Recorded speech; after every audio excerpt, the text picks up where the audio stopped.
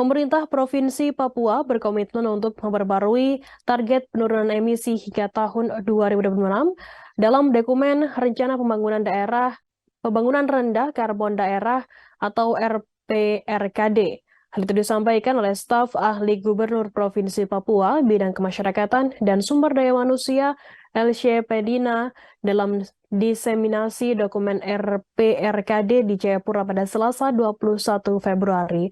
Informasi lebih lengkapnya akan disampaikan oleh rekan jurnalis kami dari Tribun Papua. Ada Aldi Bimantara yang akan melaporkannya. Silakan rekan Aldi.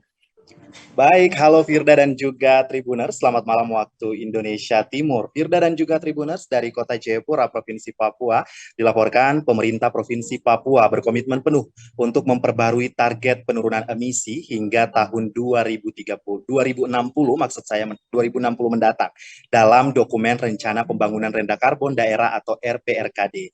Firda dan juga Tribuners, demikian disampaikan staf ahli Gubernur Provinsi Papua, bidang kemasyarakatan dan sumber daya manusia SDM LC Penina Rumbekwan saat ditemui usai kegiatan diseminasi dokumen RPRKD di Kota Jayapura, Provinsi Papua. Firda dan juga Tribuners, LC menyebutkan bahwa Provinsi Papua sebagai salah satu provinsi percontohan pembangunan rendah karbon atau PRK telah menandatangani nota kesepahaman PRK dengan Kementerian Perencanaan Pembangunan Nasional pada 7 Agustus 2019 lalu.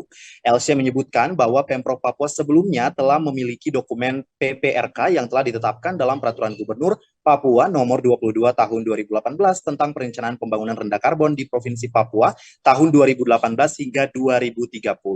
Namun memang diketahui dalam dokumen tersebut, Firda dan juga Tribuners, terdapat target penurunan emisi sampai tahun 2030 mendatang, di mana dokumen tersebut membutuhkan penyesuaian target dan kebijakan sesuai dengan keterbaruan data. Sehingga memang tim yang dilibatkan dari Pemprov Papua, kemudian Yayasan Ekonusa dan juga akademisi dari Universitas Cendrawasih berkumpul dan berkolaborasi untuk berdiskusi bersama serta kemudian ini dari pertemuan ataupun dari hasil kajian-kajian begitu ya yang telah dilakukan memang untuk Provinsi Papua sendiri kembali memperbarui data khususnya terkait dengan pembaruan target penurunan emisi hingga 2060 mendatang. Kalau sebelumnya targetnya 2030, tetapi setelah dilakukan pembaruan data, target emisi untuk Provinsi Papua menjadi terjadi pada tahun 2060 ditargetkan begitu. Firda dan juga Tribuners, dalam kesempatan itu LC juga menyebutkan dalam proses pembaruan tersebut, pemerintah Provinsi Papua juga bersama UNJEN yang didukung oleh Yayasan Ekonusa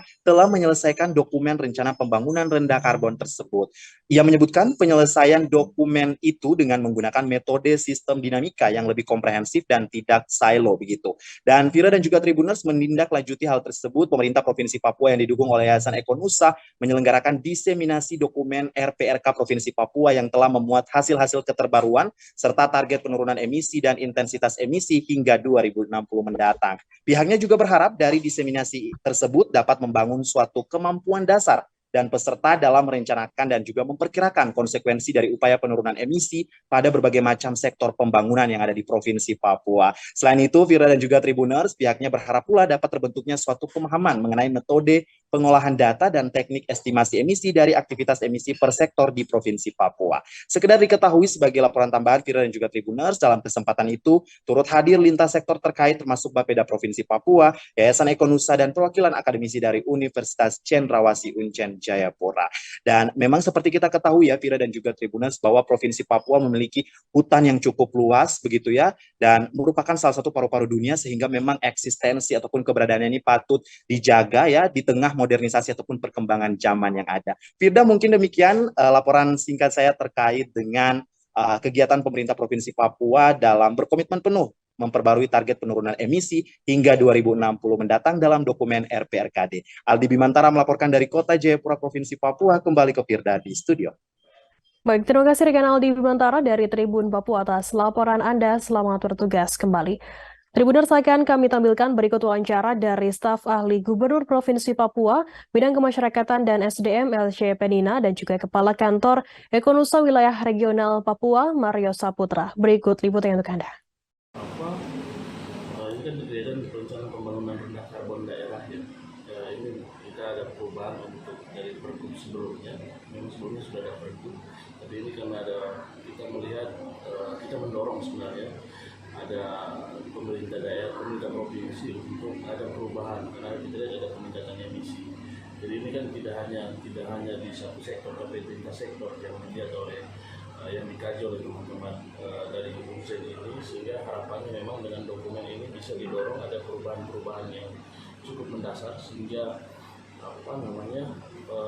proses penurunan emisi juga itu bisa terbantu. Selain itu ini kan juga menjadi program nasional juga, sehingga ada mungkin selama ini belum terlihat signifikan kontribusi dari Papua untuk penurunan emisi, tapi mungkin dengan adanya kegiatan ini bisa membantu, bisa tercatat bagaimana proses penurunan kontribusi. Untuk agenda hari ini, karena yang kumpul di sini adalah mereka yang kita boleh bilang pakar lingkungan. Mereka sudah kata apa sebab akibat lingkungan terhadap pembangunan masyarakat dan keberlanjutan ekonomi, begitu juga dengan keberlanjutan ekonomi dikaitkan dengan lingkungan, keberlanjutan pembangunan dikaitkan dengan lingkungan. Itu mereka sudah kata. Hari ini yang lebih ditekankan adalah bagaimana mereka dengan pemahaman yang ada melihat situasi perkembangan pembangunan dan situasi yang kita hadapi sekarang ini. Mereka berpikir untuk bagaimana, apakah target-target yang telah dilakukan, teknik-teknik pengukuran yang sudah ditetapkan, apakah masih relevan atau perlu dipertajam. Saya rasa mereka pasti sudah paham itu. Tetapi kepala yang satu harus, kalau kita dirumuskan oleh satu kepala saja, karena kadang-kadang ada yang tertinggal. Ini banyak kepala di dalam, mereka akan saling. Terima kasih sudah nonton. Jangan lupa like, subscribe, dan share ya.